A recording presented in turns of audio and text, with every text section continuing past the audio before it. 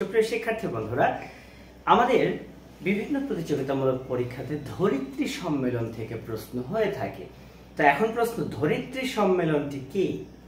তো প্রথম কথা হচ্ছে, ধরিত্রী মানে কি? ধরিত্রী মানে কিন্তু পৃথিবী। বুঝতে পেরেছেন? ধরিত্রী অর্থ পৃথিবী। মাথায় রাখতে হবে যে পৃথিবীর পরিবেশ এবং উন্নয়ন বিষয়ক সম্মেলনটি হচ্ছে ধরিত্রী সম্মেলন। তাহলে পৃথিবীর উন্নয়ন বা পরিবেশ বিষয়ক, আমরা দেখতে পাচ্ছি পৃথিবীর উন্নয়ন এবং পরিবেশ বিষয়ক সম্মেলনটাকে বলা হচ্ছে ধরিত্রী সম্মেলন। তাহলে ধরিত্রীর অর্থ কিন্তু বুঝেছি, ধরিত্রী মানে বসুমতী, পৃথিবী বা ধরা।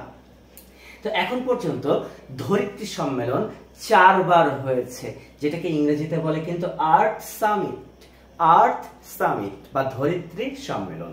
তাহলে ধরিত্রী সম্মেলন কতবার হয়েছে? 4 বার হয়েছে। সুপ্রিয় শিক্ষার্থী বন্ধুরা, প্রথম ধরিত্রী সম্মেলন হয়েছিল রিও ডি জেনেরিও কোথায়? ব্রাজিলে, যেটি হয়েছিল 1992 সালে।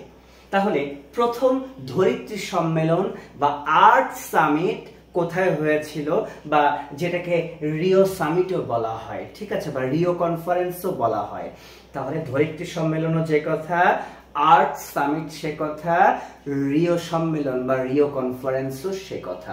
প্রথম ধরিত্রী সম্মেলন 1992 সালে হয়েছে, রিও ডি জেনেরিও ব্রাজিলে হয়েছে। ঠিক তার 10 বছর পরে আমরা দেখতে পেলাম দ্বিতীয় ধরিত্রী সম্মেলন হলো জোহানেসবার্গ, অর্থাৎ দক্ষিণ আফ্রিকার শহর, যেটাকে স্বর্ণনগরীও বলে। সেই জোহানেসবার্গে কিন্তু দ্বিতীয় ধরিত্রী সম্মেলন হলো। জোহানেসবার্গ কোথায়? দক্ষিণ আফ্রিকাতে। এবং দ্বিতীয় ধরিত্রী সম্মেলনটি হয়েছে 2002 সালে। সুপ্রিয় শিক্ষার্থী বন্ধুরা, তারও ঠিক 10 বছর পরে তৃতীয় ধরিত্রী সম্মেলন হলো, এবং তৃতীয় ধরিত্রী সম্মেলনটা আবারও রিও ডি জেনেরিও ব্রাজিলে হলো।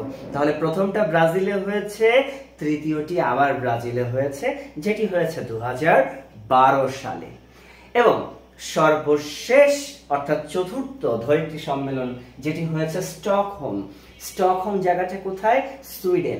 সুইডেনের স্টকহোমে 2022 সালে চতুর্থ ধরিত্রী সম্মেলন হয়েছে। যে চতুর্থ ধরিত্রী সম্মেলনকে অনেক সময় কিন্তু স্টকহোম প্লাস 50 বলা হয়। স্টকহোম প্লাস 50, চতুর্থ ধরিত্রী সম্মেলনকে কেন স্টকহোম প্লাস 50 বলা হয়, 50?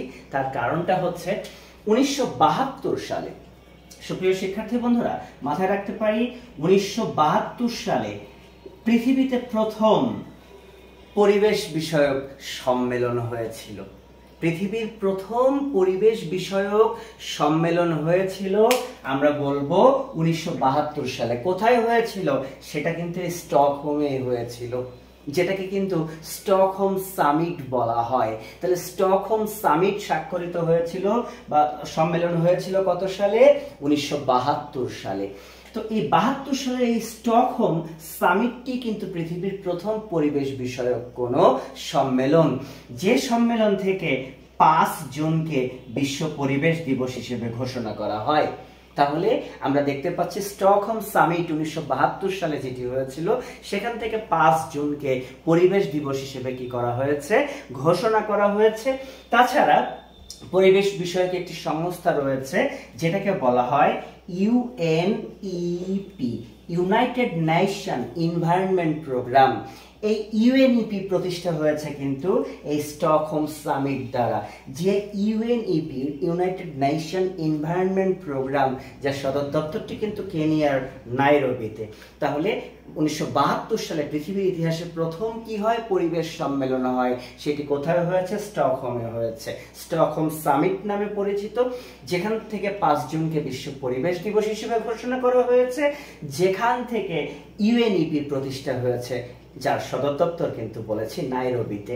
তো এই 72 সালের স্টকহোম সামিটকে স্মরণীয় করার জন্যই কিন্তু চতুর্থ ধরিত্রী সম্মেলনকে বলা হচ্ছে স্টকহোম প্লাস 50, কারণ 72-এর সাথে 50 যোগ করলে কিন্তু 1972-এর সাথে 50 যোগ করলেই হয় 2022। তার মানে চতুর্থ ধরিত্রী সম্মেলন হলো 2022-এ, কিন্তু এটাকে স্টকহোম প্লাস 50 কেন বলা হচ্ছে? কারণ 72 সালের স্টকহোম সামিটটাকে মনে রাখার জন্য, স্মরণীয় করে রাখার জন্য এটাকে বলা হচ্ছে স্টকহোম প্লাস 50। তাহলে আমরা বুঝতে পেরেছি ধরিত্রী সম্মেলন কয়টি হয়েছে? 4টি হয়েছে। প্রথম হয়েছে 92 সালে, ঠিক আছে, এবং সর্বশেষটি হয়েছে 2022 সালে। আর এই 4টির মধ্যে রিও ডি জেনেরিও ব্রাজিলে হয়েছে কিন্তু 2টি।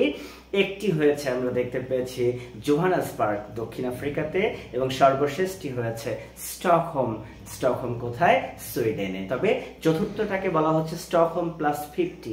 তার কারণ 72 সালে প্রথম পরিবেশ সম্মেলন হয়েছিল পৃথিবীতে, এবং সেটি স্টকহোমেই হয়েছিল, যেখান থেকে 5 জুনকে বিশ্ব পরিবেশ দিবস ঘোষণা করা হয়েছে।